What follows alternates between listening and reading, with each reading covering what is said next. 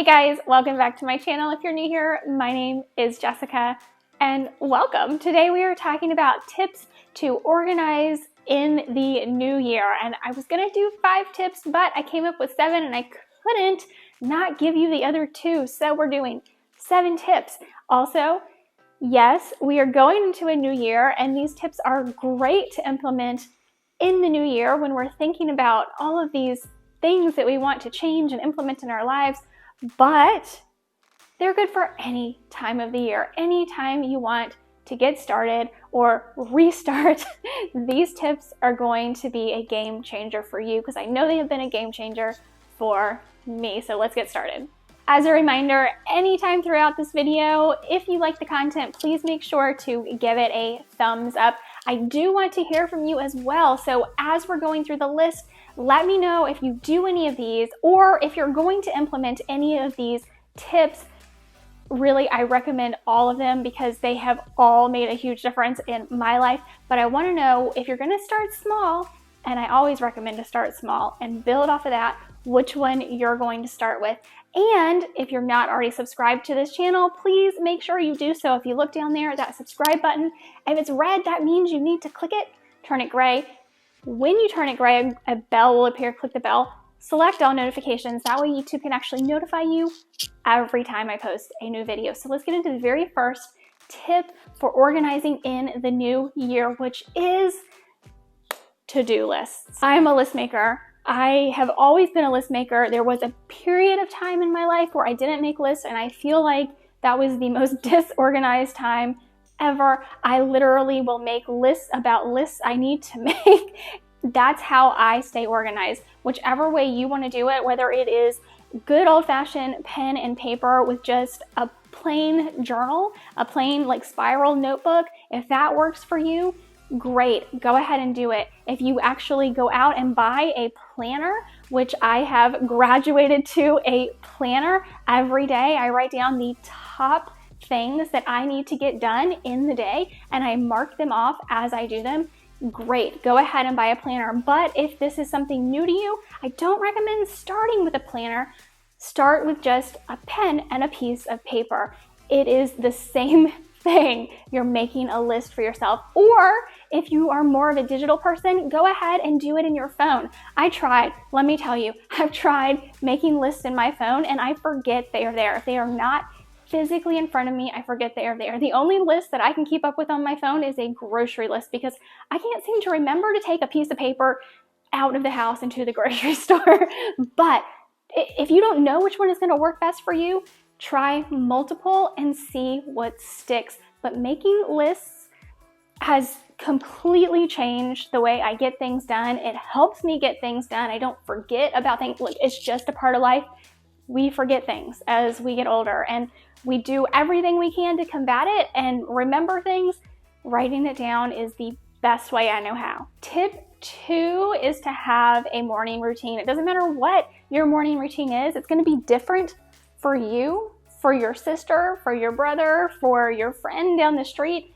All of our morning routines are going to be different and that's okay. We need to figure out what works for us, but having a morning routine is essential. It gets your brain in the right mode to know, okay, the day is starting and these are the tasks we have to get done today. So whatever it is that you need to get done in the morning, make sure you create a routine and stick to it. All right, the third tip, and I actually did a video not too long ago on this, so I will link it down below, but it is the 15-minute clean or declutter. And I love this because it tricks our brain. So we're not setting up to, oh my gosh, I have to clean the whole house or I have to clean the whole kitchen. It's all I have to do is 15 minutes. Set a timer on your phone, on your watch, whatever is easiest, most convenient for you, and get anything you can done in that 15 minutes. But while that timer is going, while that 15 minutes is going, you are on that task. And that lets your brain know, okay, all I've got to do is 15 minutes and I'm done. Now, if you get to the end of that 15-minute timer and you are motivated to do more, great. Anything else is just icing on the cake. In addition to the 15-minute declutter, I didn't want to put this in another tip because I think these are the same thing, but countdown.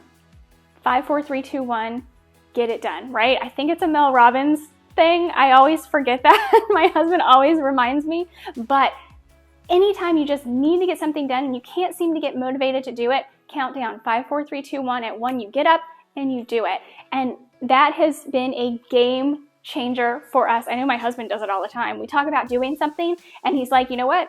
Let's do it right now. 5, 4, 3, 2, 1. And we get it done. And it's so empowering and motivating because that's actually how you get motivated, is to accomplish something. So get up, make yourself do something, accomplish something, then the motivation comes. All right, the fourth tip is to create a system. And there are so many different systems out there. We need to figure out which one is right for you. So try a bunch of them. Try as many as you want until you find what works for you. I like labeling things in my office, not in my kitchen. So you may not use the same system in every area of your life, and that's okay. But having a system that is accessible and organized, that is, especially if it's digital, if it's labeled in a way that makes sense to you, to be able to get back to it and find what you need. So especially digitally, a naming convention that actually makes sense is, I mean, you have to get that down.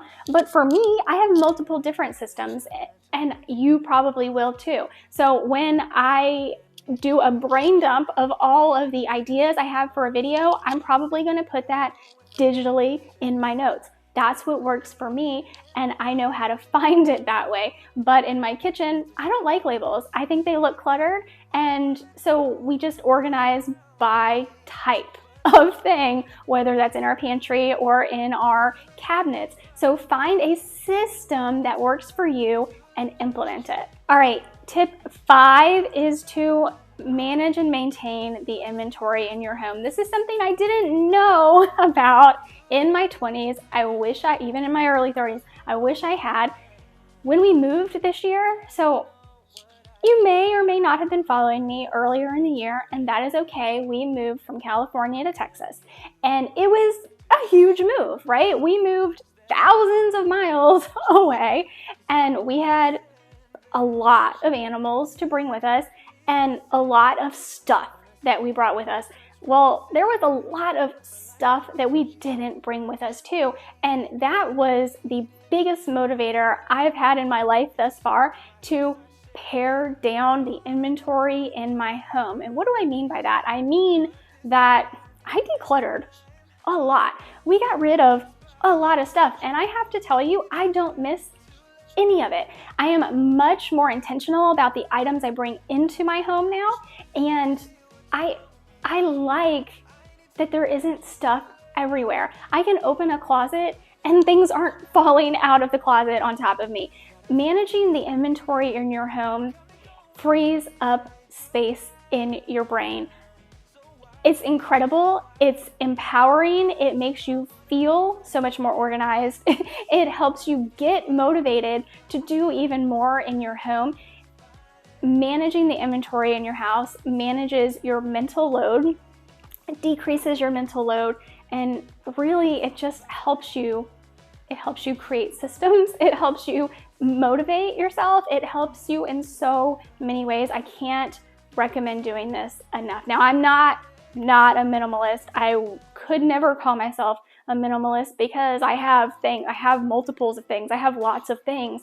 I haven't pared down to just one fork and one spoon, but I have gotten the inventory in my home to a level that I feel I can manage easily, that clears mental space, which helps me be more productive and allows me to do other things that I couldn't previously do when my home was too cluttered. So those are the first 5 tips that I was originally going to give you, but there are 2 more that they were too important. I couldn't leave out of this video. The first one of the 2, which makes this number 6, is to get rid of the paper. And yes, I understand that you may not be able to get rid of 100% of the paper in your home. I haven't been able yet to get rid of 100% of the paper in my home, but I have gotten pretty darn close. I have gotten rid of a lot of paper, and my husband actually has almost no paper, and that's because he gives me all of the paper that he's like, we need to keep this, and then he says he has no paper. But I try to make time regularly to scan the important things into an online filing system versus keeping paper documents. And the paper documents we do have mostly are just because I haven't gotten around to scanning them in yet. But I actually I've done 2, I believe, paper declutter videos that I will link down below, because there is an easy to use and free app where you can just use your phone to scan items in. All you need to do is have an organized online system for keeping the paperwork, and also a system for how you deal with the papers coming into your home, because the idea is just to touch it once and be done with it. We don't want to have piles of things lying around, and paper is one of those things that tends to stick around. We don't want that to happen. So having a system for paper that comes in your house, including mail, is incredibly important. So definitely check the description below for a link to getting rid of paper clutter. In that video, I go through the whole system for you. It's super simple and easy to do. You can go ahead and implement it today. In fact, put that on your to-do list for today. Check the video in the description below. The 7th and final tip for today's video, getting organized in the new year, but really anytime, is to make time for self-care. And I don't mean going on shopping sprees. I mean taking care of yourself, your mental health and your physical health. This is so incredibly important, because if you are not healthy mentally and physically, this means eating the best you can, drinking plenty of water every day, making time every day for some sort of exercise is so important. It's going to help give you mental clarity. It's going to keep you healthy so you can stay on top of all of the other tasks that you need to do in your life, in your home.